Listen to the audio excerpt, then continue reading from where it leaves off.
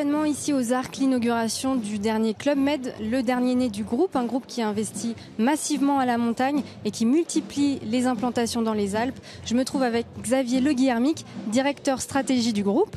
Bonjour. Alors l'ambition du groupe, c'est d'ouvrir un resort par an à la montagne. Pourquoi cette stratégie à l'heure où on parle des stations qui sont menacées par le réchauffement climatique ? Alors tout d'abord, nous parlons d'un nouveau village par an en modèle 4 saisons. Il est terminé le temps où nous parlions exclusivement des sports d'hiver. Aujourd'hui, les modèles économiques des grands tour opérateurs, des grands hébergeurs, comme le Club Med, sont assis sur 1, 2, 3, 4 saisons. Aujourd'hui, on ne raisonne plus que seulement sur l'hiver. Et donc, de fait, on sélectionne très soigneusement nos implantations en fonction d'un certain nombre de critères qui nous permettent d'envisager l'avenir avec sérénité.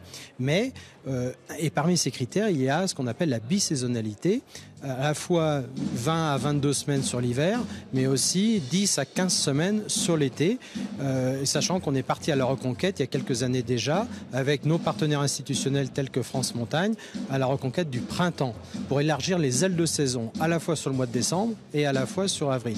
Et ça, conjugué avec tous ces efforts, ça nous permet d'amortir plus facilement nos coûts d'investissement. Parce qu'aujourd'hui, de fait, quand on investit sur un nouveau village tel que celui d'Arc Panorama, on investit à peu près 100 millions d'euros. Donc pour rentabiliser un tel investissement, il faut pouvoir exploiter sur une durée de saison très longue.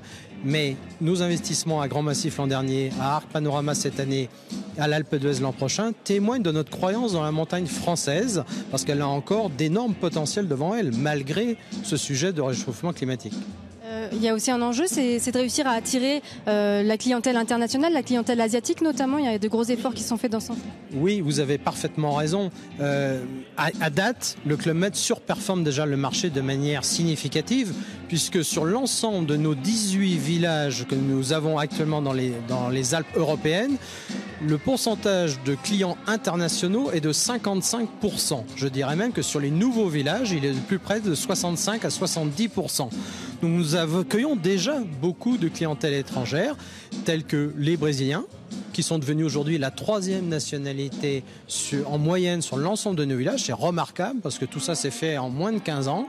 Mais nous avons aussi diversifié notre recrutement sur des marchés plus lointains comme l'Afrique du Sud, ou l'Australie et l'Asie. Alors de fait, nous accueillons beaucoup de clients malaisiens, indonésiens, taïwanais, chinois, même si cette clientèle reste pour l'instant, il faut bien le reconnaître, encore un peu confidentielle. Mais nous faisons beaucoup en Chine même pour développer le ski, contribuer à l'apprentissage du ski aux Chinois avec l'aide de notre partenaire historique qui est l'ESF. Et nous espérons qu'après les JO de 2022 à Pékin, cela incitera les Chinois à venir skier, une fois qu'ils auront appris les rudiments du ski, à venir skier en Europe. Merci beaucoup Xavier Le Guillermic. Et je vous le disais, donc le Club Med inaugure ce week-end son nouvel établissement aux Arcs et l'année prochaine ce sera à l'Alpe d'Huez, encore une fois dans les Alpes françaises.